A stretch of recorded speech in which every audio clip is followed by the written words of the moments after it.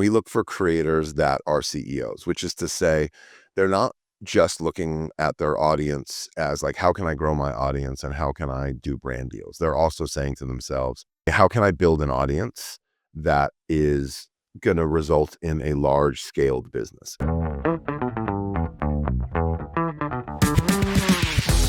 Hey Billy, how are you? Welcome to the show. Thanks for having me. I'm good. Absolutely. Very excited to talk with you, today. Everything that is like creators and creator found and how creators can go, beyond like everything that is just, brand deals that everyone knows about. But before we get started, we go in the ins and outs of today's episode. Can you please tell us a bit, about yourself? We use this thing called the map, right? It's divided into three main sessions, right? Like basically the mission, right? What you aim to achieve with your work, achievements, anything that you're really proud of, right? A notable milestone in your career life or both. And the last year is the purpose. So why do you do what you do? I like to do good work with good people. I think kind of throughout my career and from when I was first getting started all the way into my philosophy for the last, venture is do good work with good people. I think if you keep that as a focus, it doesn't get wonky. I find that anytime I stray from that, it gets wonky. It gets wrong. So I've always kind of focused on that. So what I want to achieve is I always want to do good work with good people. I don't know if that's too simple for you, but that's No, no, it makes sense. I'm a Absolutely. simple guy. I'm a simple guy. Yeah. Yes, love it. Love it. Love it. And so, because of that, what are the achievements that you're like proud of? Yeah, I was thinking about that, having seen some of your other podcasts. I think something, you wrote milestones, and I kind of think of milestones as big learning moments more than like, I don't know if I want to sit here and list off a bunch of achievements, but I definitely think of big learning moments as milestone, and I thought about what might be interesting to your audience and something that was like meaningful to me. And one of them was when I got to work with Grace Helbig. I don't know if you know Grace Helbig. She's a content creator. She's been doing it for, I don't know, 10 or 15 years, kind of definitely one of the big early YouTubers, very funny, great woman. And I created a content program called Summer Break with some of my friends at BBDO and some of my friends at Fullscreen. And we built this content program out. And we thought it was a great program that was across Snapchat and Instagram and YouTube and Twitter. And this was in 2013, when kind of YouTube channels were just going, and we were really trying to figure out what creators were and what influencers were and how to work with them with brands. And I did this big program with AT&T, and we thought it was a really great program that audiences really liked, but we didn't do a whole lot of thinking about how it was going to find an audience. And once the show was ready to get going and go live, we met with Grace Helbig and we wanted her to tell her audience about it so she could bring her audience into the show. And we showed her the show, she did a video, and we got the video back, and she ripped the show to shreds. She said it was like the kids were awful on the show and how terrible the youth of today were, and how, how like she was very cringy while watching it. And when I saw that video, I was like, oh my God, like no one's going to watch the show. This is not doing the work we thought it would do. And the people around Grace were like, her audience will love this. And what I realized is that really like most reality TV, you kind of need permission to hate it, in a lot of regards. Right. And instead of her just going off our talking points and telling what we wanted her to say to her audience, she, in her own unique, hilarious way, shredded it, but super authentically, and really drove her audience to it in a way that they had permission to kind of hate it. And it ended up running for 5 seasons and did, over 200 million views, and was a really popular series. And I really attribute a lot of the early success to Grace, because she really knew how to look at it and share what it was really about, and her audience followed along. And that was kind of that was it. When you asked about milestones, that's when I really understood the power of creators to bring their audiences along on the ride, as long as they're doing it in ways that are not on somebody else's talking points. They're in the ways that are like authentic and deeply personal to them in a way that'll resonate with their audience. And that I've kind of carried with me. Amazing. And we're gonna go into that, like and I'll be more later for sure because it's interesting, right? Many times we say how, the many times brands and companies don't even know their audience as their influencers and creators out there. And Yeah, I mean, it's hard for a big brand that has so many lines of business that has, so many people they're trying to drive to their product to know really what's gonna hit, and they know what they wanna say, but Mhm. they gotta let people who have the audience say it in their own way. Understand. That's a hard lesson to learn, and we've been fighting that fight for a long time. And is there anything in addition to the mission, like on the purpose? I know that you already said, right, you want to like, work with people that you like and something that makes you like passionate every single day. But is there anything else like on the purpose side? Yeah, I think right now my purpose is to make number go up, Mhm. like, I really match capital with founders and entrepreneurs. And my purpose in doing that is to like for them to scale their businesses. And so, I've done that in other ways in my, my past life, but like I think my purpose is to, very simply is to help make the number go up, and that's generally revenue and ownership in businesses. Yeah. Fantastic. And we're gonna talk more about that in a second. Before doing that, I'm still also curious, right? You've been in the industry for like, many years, right? A lot of experience. And you went like, from in like, being a marketer, right, to now working hands-on, right? As you said, with content creators on their businesses. How was this transition? Like, was it easy for you? Was it natural? Was it like a learning curve, like going from one side to the other, or talk Yeah. more about that? Yeah, I mean, I started as a create like kind of a pure creative and a producer. So I used to produce commercials and music videos for big artists and big brands. And I did that for a long time as a producer. And then as the world started changing more into branded content and digital content, and people were less focused on commercials and 30-second spots and starting to work with publishers online and work with creators to build content programs, I started doing more of that with agencies and brands. And then I went to go work at an investment firm that was called the Churning Group that was Mm. investing in a lot of what I would call content to commerce businesses. And I would help them on their content and creative strategy. And so I did that for many years, helping on content and creative strategy, figuring out how to grow audiences, figuring out how to grow audiences, not just with the purpose of clicks and working with brands, but as they were developing their businesses as well. How does content support growth of business lines? And then after doing that for several years, I started working more on the investment side, like identifying companies that had a content proponent to it or digital talent that were also building businesses. So that was kind of like the transition from creative producer into actually working at an investment capacity. And because of that, right? I'm pretty sure that you saw, right, this shift or at least evolution, right, of Yeah. people only doing like renting their channels for basically like third party, right? So Yeah. 10 years ago, right, influencer marketing was this thing with no ROI whatsoever. It was like, hey, I love these sneakers, you should go buy them, right? And then finally we got like more analytics behind and demographics and qualitative analysis, so much more. But now, in addition to that, we've been seeing more, and we actually covered that on our blog, on several blog posts about, fitness funded, brands by influencers and food and Sure. rev. We have been seeing like candies, right, going Sure. competing with a lot of against people and mattress for like yoga. Like there are so many things. So first of all, why do you think we've been seeing this shift from again renting channels to actually own more? And do you think that right now it's still easy for the majority of influencers, content creators out there, or do you still have to go through like a bigger journey and actually be ready to go into something like that? Because I might think that it's not that easy, right, to Yeah. create something by your own. Yeah, I'll unpack a bunch of that. There's a lot of great questions in there. The first one, like the transition. I think Yeah. when kind of digital channels started really growing and people really saw the value in them and what like you said, renting their audiences, brands renting their audiences. I think when the influencer or creator economy first started, it was surrounded by agents, managers, and brands first. And it was very transactional relationships where they saw a place to advertise as people were leaving traditional film and television, right? So the sophistication around digital talent and creators with their channels was all around very transactional relationships. I think and that was a great way where content Mm. creators are out there being creative and speaking to the audience. All of a sudden, we're able to have like a living, like that was akin to big stars or people who had come up through comedy or come up through short films and come up Mhm. through working in plays. And like then we're trying to be big TV stars. And a lot of these digital creators were like, oh, okay, I can make as much money with my channels building a relationship with an audience if I work with brands. That was one kind of flavor of creator. And that's where the creator economy, I think, focused around.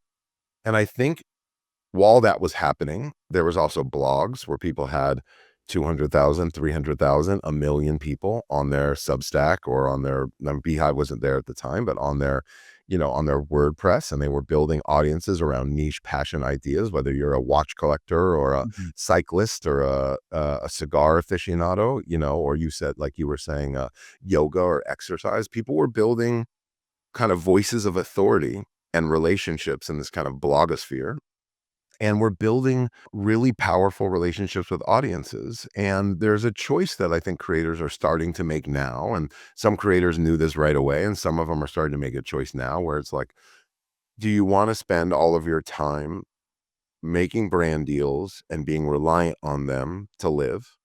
And some creators are going to make a good living making 200,000 to $5 million a year, just like pumping out branded content with, and transactional content with brands. And that can be a fine way to live. And I have no problem with that. I think the other creators that are emerging are the ones that you just mentioned that is becoming more and more. And I think when we look back, if you and I get on a podcast in 5 years or in 10 years, Mhm. I think more and more creators are going to be thinking about, okay, if I'm going to spend 5 years building an audience, do I want to build a business as well? Where in 5 years, I can exit my business, or in 10 years, I can exit my business to a company because I'm doing revenue? Or do I want to have, and I own my audience and I have a direct relationship with them? I have their emails, they transact with me.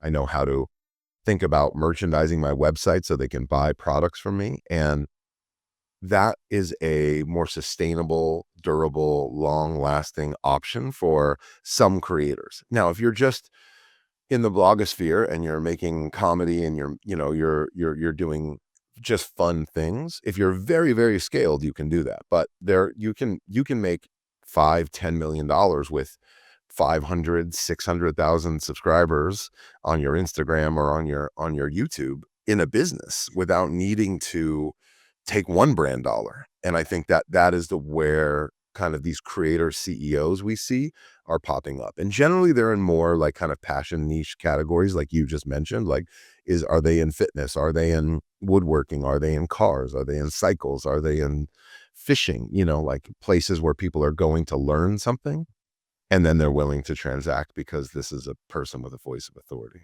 And since, like you mentioned, right, like being hyper focused and CEO, let's get into this, right? I'm very curious about your selection when it comes to the, like you guys have the Slow Venture Creator Fund, right? Yeah, So I'm very interested to know a bit more like what it is, how, when did it started, how did it start it? Like tell me a bit more like how it works these days. And then after that, I'm very curious again for any, creator out there that is like, I think I'm ready. I want to go, like and add some revenue stream. What are the things that for you are green flag versus red flags to select the one that you want to really invest on? sure. Yeah. I think we look for creator CEOs. So our job, we have a $65 million fund, and Mhm. we write checks in the size of like $1 to $3 million. And we look for creators that are CEOs, which is to say they're not just looking at their audience as like, how can I grow my audience and how can I do brand deals? They're also saying to themselves, how can I build an audience that is going to result in a large scaled business? And that's what we look for. So they're hyper focused on their niche. Yeah. And they are in a niche in a passion category. So they have an audience that is willing to transact and that is interested very specifically in this creator that has a voice of authority in a space. So general comedy, things like that are not or general media or entertainment. We focus more on a, like you just mentioned very astutely, like, are they a cyclist? And people know that they know everything about road biking or mountain biking or racing or downhill, and then they go there to like learn everything they want to know about their passion area, and then okay, this person can then transact with them and sell them products and services where they can either learn how to be a better cyclist, or they can learn, I mean, we haven't invested in any cyclists, I'm just giving an example, like, or I'm going to buy my pedals and I'm going to buy my road rash gear and I'm going to buy my helmets from this person who developed them because they are an authority and I trust them, and they're somebody I get all my information from. So like niche passion categories are really interesting to us, and people who have really strong communities that will go where they go. So, and then back to the CEO part, like, we look for creators who are like really like they're like, yes, I'm making content. I know it's an important part of what I do. I love it. And I'm doing it every day, every week, every month, and I'm building an audience, but I really have products, services, a business I want to build to add value to this audience. And because I know this area so well, like I know what it's missing. So back to the cyclist example, like I know what these companies are not selling their audience, and I want to sell them this. So like for example, we invested in a woodworker, and this woodworker, he's got 600,000 subscribers on YouTube. He posts once a month, sometimes 2 times a month, and he builds products for woodworkers. And the way we look at that is like, this guy has patents pending. He knows how to get these products made. He knows how to develop products for audience. He knows what his audience wants. He creates great content from them that he can learn. And then the audience is like a high spend category. People have shops that they do woodworking in that are $1,000 worth of tools or $10,000 worth of tools, and they love it. And so he's figured out how to sell them tools and how to, get patents on his tools and what tools they want. And those are the type of creators that we like, the ones who are really running their businesses. Hello! Is your brand ready to amplify its reach? Well, the Influencer Marketing Factory is here to do just that. We are a global influencer marketing agency helping brands ignite their growth, from influencer identification to campaign strategy, handling legalities and agreements to managing shipping and logistics. We have it all covered. We work with hundreds of brands across different verticals, from Fortune 500 companies to DTC brands. And we don't just stop there. With detailed ROI analysis, we help brands like yours measure success, transforming impressions into actionable conversions. You can find us at the influencermarketingfactory.com or just search the Influencer Marketing Factory on Google. And still on this, like, the creator as a CEO, right? I'm very curious to learn a bit more about when they come to you, are the majority solopreneurs, or like, let's say, are they working by themselves to become entrepreneurs? Do they already have a team with them? And follow-up question on that, if they are solo, do they want to invest part of the money to create a team, or do they want to invest in more marketing, open up new channels, or it is more in when it comes to, again, like, some physical products, to actually invest in that? Like, I'm curious, like, how do Great. they Yep. actually invest the money? Totally understand. Great question. So some creators come to us and they have a really great audience and they have an idea on how to build a business with that audience. So they're very clear on what they want to do, and they want to build a big business with their audience, and the money is generally for that purpose. Like, it's the, hey, how do I build a scaled business? So they could come to us and they could have a team in place, and maybe they're making a couple $1,000,000, and they know if they need more maybe they're making $5,000,000, maybe they're making no money, and they know if they have the capital that they can grow a bigger team and grow a bigger business. So they might use the money to scale their content so they can work more closely on the business building. They could want to hire people in their business to help them scale the business that they're building. So they could hire operators or people who know supply chain, or people know how to put goo in a bottle, people know how to get distribution. They could be hiring more team members that help them build out the business. They could be a solopreneur, as you mentioned, like, who has a product that they want to build, and they say, hey, I have a technical co-founder I want to hire, and I want to give him some capital to start building out, or her some capital to start building out a product that I want to offer to those people. So they come to us with no people and just themselves, or they come to us with several people, a team of 15, that they just need more capital to scale. So they come to us at all ways, and they can use the money to help market and build more content. So they could say, okay, I want to hire a head of content so I can then focus more on the business and Yeah. have somebody who can help, like, prepare the scripts, give me a content strategy, like open up 2 or 3 other channels. I want to double down. I'm on YouTube, but I also want to be on TikTok, and I want to start a podcast, and the podcast and TikTok are going to be very focused on either building the business or growing the audience. And I need some capital to help hire somebody to help me with that. So, and an editor and so I can, like, focus on the business. And I always want to put some money on business. We also want them to keep some of the money so they can take shots on goal, which is to say, Mm. if you're an entrepreneur and you have an audience that loves you and you're in a niche passion category, you could start several businesses, and the first one could not work, and the second one Mm. could not work, and the third one could not Sure. work. So you build a good, malleable team, they'll keep trying new things. And very often, just like when you try content things, sometimes they connect with an audience and sometimes they don't. The first 2 or 3 businesses that they, like, try to build, they don't work. But we look for entrepreneurs that are are very hungry to win and build a scaled business, even if the first one dumps, you know? And very interesting. And Did that answer like, your question? absolutely, no, yeah, you Yeah. did. And actually, like now I'm also thinking about, because you told me right about everything that you're looking at, right? Like looking at when it comes to your typical profile.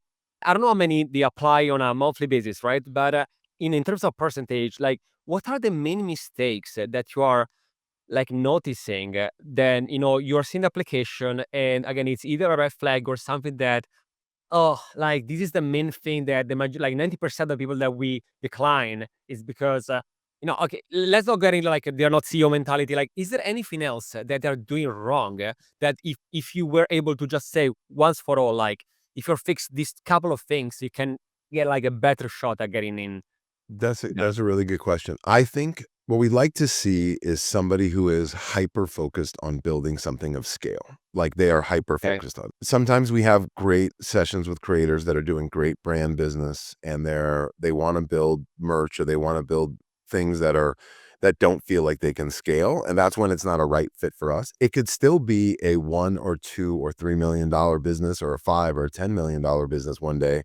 And that's interesting. And like, and I don't think it's bad at all, but like if they are not 100% focused on building like the biggest business, they're not extremely passionate about Mm. building something of scale, it's not right for us. There are some places that are like, okay, you need $1 million to make 4 or 5 million bucks, like great. But we want people who want to build something of like massive scale. Also, we often see creators who aren't at enough scale. Like you got to have a passion community. You got to have north of, 3, 4, 500,000 subscribers, and if it's on the lower side, you got to be doing real revenue, off platform revenue. So somebody might come to us and say, hey, we're a comedy creator. We have a really massive audience and we want to build, cereal or candy. And, like to win at candy, which is a very crowded space, you have to be of like really big kind of beast scale, Trahan scale to really win. So when they're general merch or candy or food ideas, you have to be at like a massive scale and you have to have a real differentiator for us to be like, okay, we think this can win, this thing can get to Mm. real scale.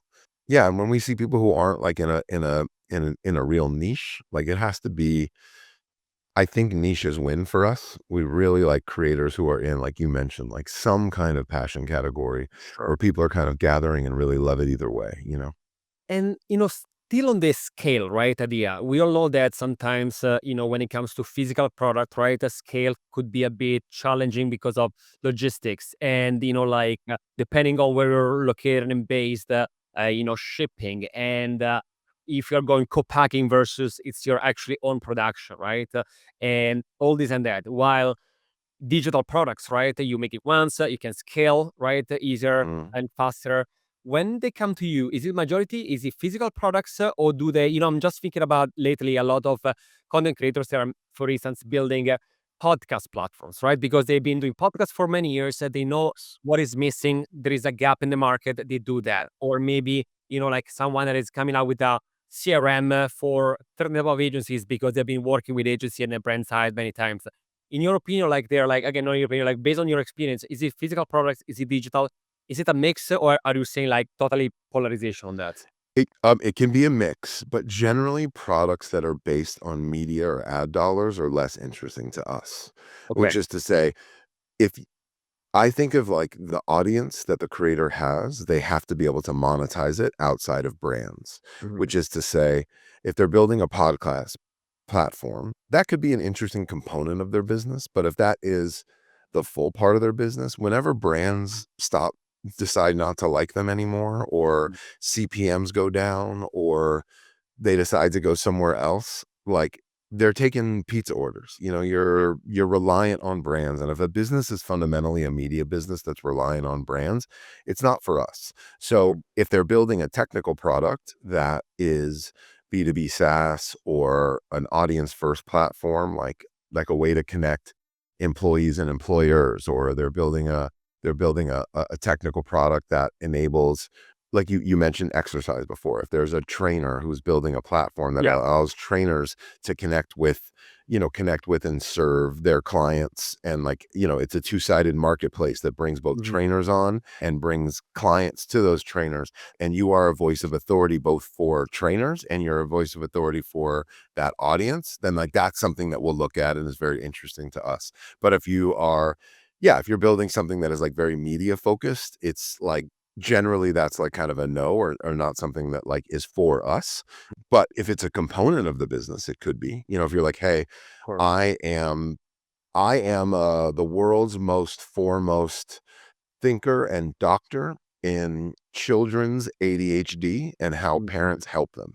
And I have 3 or 4 other people that I want to build a podcast network with, and we are going to build an end-to-end solution to support parents with kids with ADHD. And here's how they subscribe, and this is what they give them outside of media. Here are the courses they take. Here's how we connect them with people who can identify the kids where kids are going and how to give them support. Then it's like, okay, this is like a end-to-end solution for a community that's in need versus like, okay, I just want to build a media platform. Do you prefer to have someone that is a creator that, you said very niche, specific on something? Do you prefer that they get started with something that only once they get their goals and the business model is working and everything, then they open up to other revenue streams? Or do you prefer them to bet in on different things at the same time, doing the Pareto principle, see what brings the most in, and then double down on that and remove the others?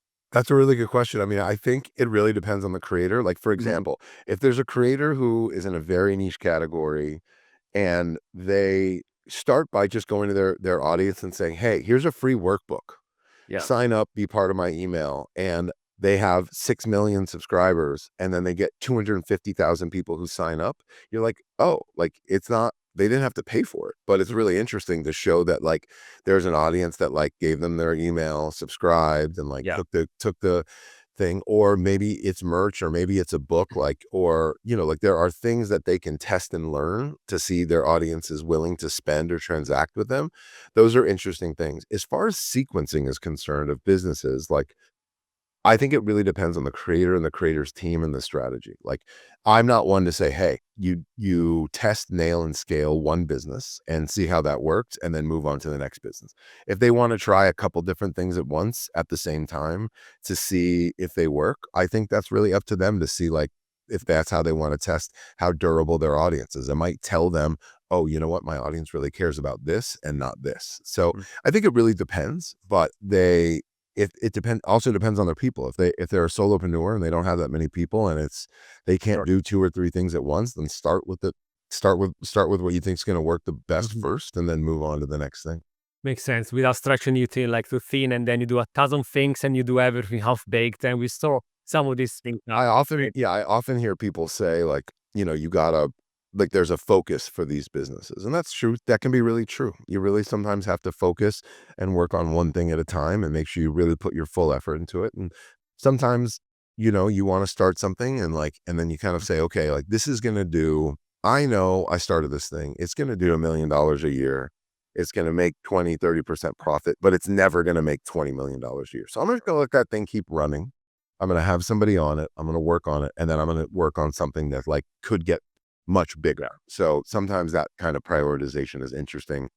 And by the way, we don't pick which thing they do and we don't help them do it. So Yeah. we have to trust that they're trying the right things at the right times for themselves and they're getting the right learnings on it. And it's that Mm. quality of thought that we then say, okay, look, this guy or this gal she's trying, like she's trying this, and then she's going to try that, and she's going to sequence it in the way she thinks is appropriate. Amazing. Last question for you. We have like just, 1, 2 minutes left for today. Yeah, I would go like for hours, to be honest. Sure. Yeah. Very interesting. Is there anything that I didn't ask you, Billy, today that you are either excited about, something that maybe people are not like not looking at that they should? Like, I'm very curious. Is something that we didn't cover today that you're super excited about, or maybe opportunity, like missed opportunity for people out there? Look, I think there's a lot of really interesting opportunities for creators out there that are building businesses. Like, I think there is a world in which they match what we're really interested in, which is like, oh, I want to build a really big scaled business, Yeah. and I want it to 100x one day. I want it to go to 50, $100 million.